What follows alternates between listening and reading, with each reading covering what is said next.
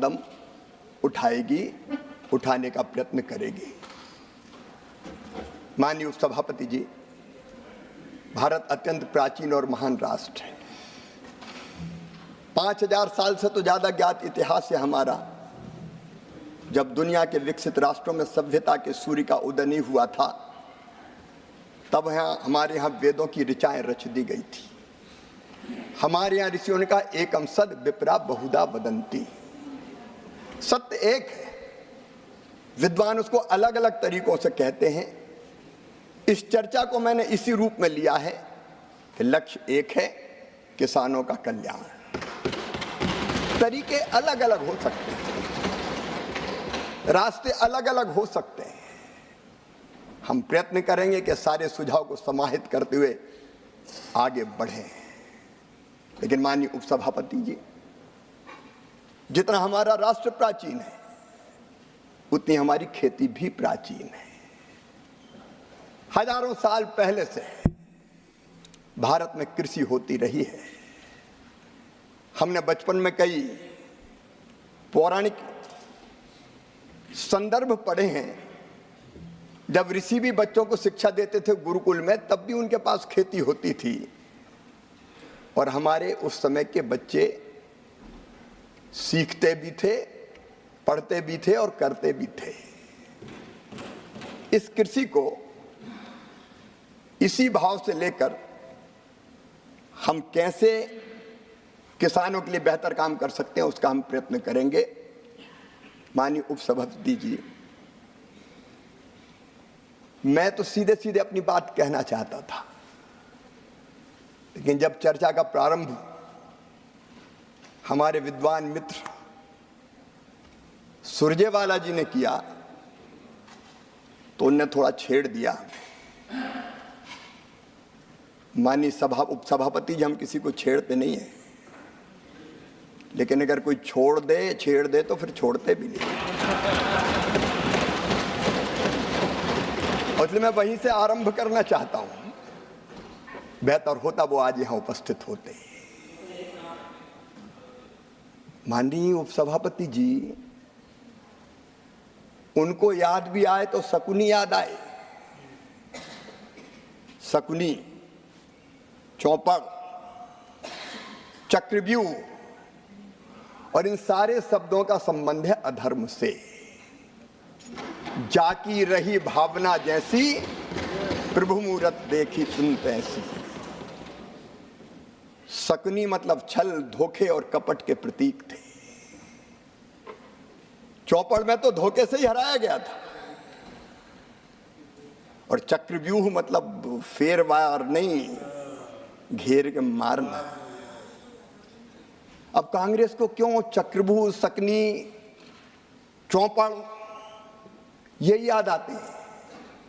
माननीय उपसभापति जी, जब महाभारत काल में हम जाते हैं तो हमें तो भगवान श्री कृष्ण याद आते हैं। यदा यदा ही धर्मस्य ग्लानिर्भवति भारत अभ्युत्थानम धर्मस्य तदात्मानं सृजाम्यहम् परित्राणाय साधूनां विनाशाय च दुष्कृताम धर्म संस्थापनार्थाय संभवामि युगे युगे। हमको तो कन्हैया याद आते हैं।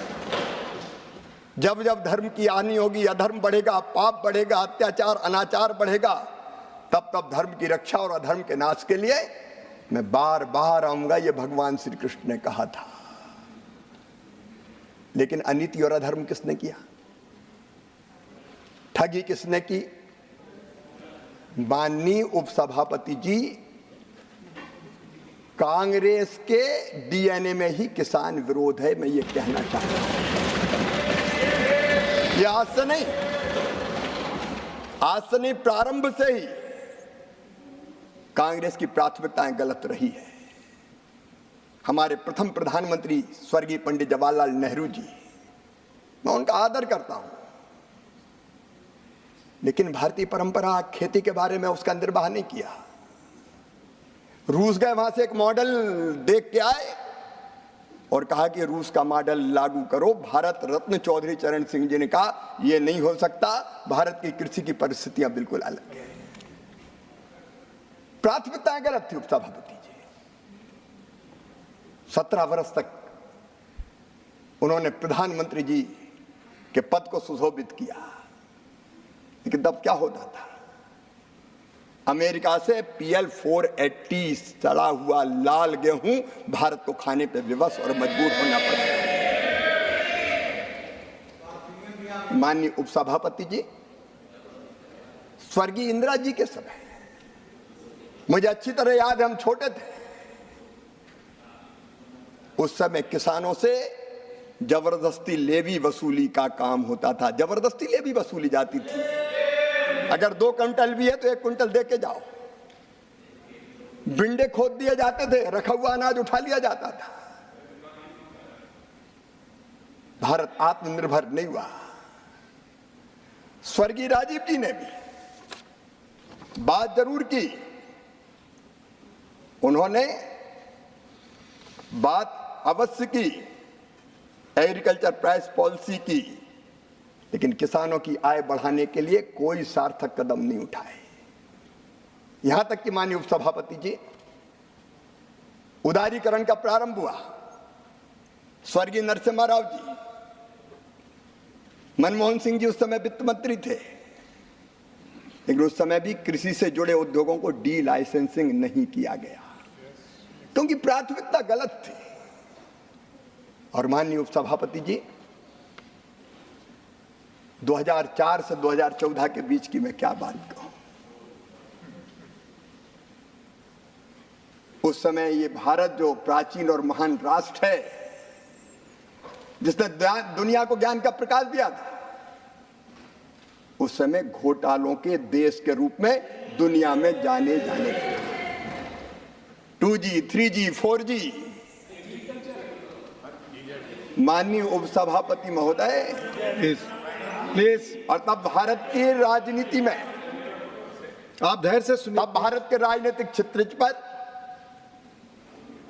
उदय हुआ एक दैदीप्यमान सूर्य का, जिसने सारे देश को आशा और विश्वास से भर दिया। उनका नाम था नरेंद्र मोदी। कांग्रेस की प्राथमिकताएं गलत थी। मोदी जी के नेतृत्व में प्राथमिकताएं बदलने का काम हुआ। और खेती के लिए माननीय अध्यक्ष जी, हमारी 6 प्राथमिकताएं मैं आपके सामने निवेदन करना चाहता हूं। 6 प्राथमिकताएं। नंबर 1, उत्पादन बढ़ाना। नंबर 2, उत्पादन की लागत घटाना। नंबर 3, उत्पादन के ठीक दाम देना। और नंबर 4, प्राकृतिक आपदा में ठीक राहत की राशि देना। नंबर 5, कृषि का विविधीकरण, खेती में वैल्यू एडिशन। और माननीय अध्यक्ष उपसभापति जी, आने वाली पीढ़ियों के लिए भी धरती सुरक्षित रहे, इसलिए प्राकृतिक खेती को बढ़ावा देने का प्रयास। सुविचारित ढंग से यह भारतीय जनता पार्टी की सरकार, एनडीए की सरकार, खेती का रोड मैप बना के काम कर रही है। कल क्या रहे थे हमारे मित्र, बजट का जिक्र कर रहे थे। बजट कम कर दिया गया। मैं माननीय उपसभापति महोदय ये बताना चाहता हूं, कृषि के लिए बजटीय आवंटन 2013 और 14 में था केवल 27,663 करोड़ रुपया। 2024-25 में ये बढ़कर हो गया 1,32,470 करोड़ रुपया। और ये केवल कृषि विभाग का है। एग्रीकल्चर एंड एलाइड सेक्टर जोड़ दिए जाए तो माननीय अध्यक्ष महोदय, इसमें फर्टिलाइजर की सब्सिडी भी अगर जोड़ दी जाए तो फर्टिलाइजर, सहकारिता, पशुपालन, डेयरी, फूड प्रोसेसिंग, फिशरीज, इन सबको जोड़ दिया जाए तो ये बजट बढ़ के हो जाता है, ये इनका है 1,32,000 तो मैंने बताया कृषि, 152 एलाइड सेक्टर और फर्टिलाइजर सब्सिडी वगैरह सब जोड़ दी जाए तो इसमें 1,75,446.55 करोड़ और जोड़ेगा माननीय अध्यक्ष। आपके समय ये डिपार्टमेंट एक थे, आप कितना देते थे? माननीय उपसभापति जी, बजट का पर्याप्त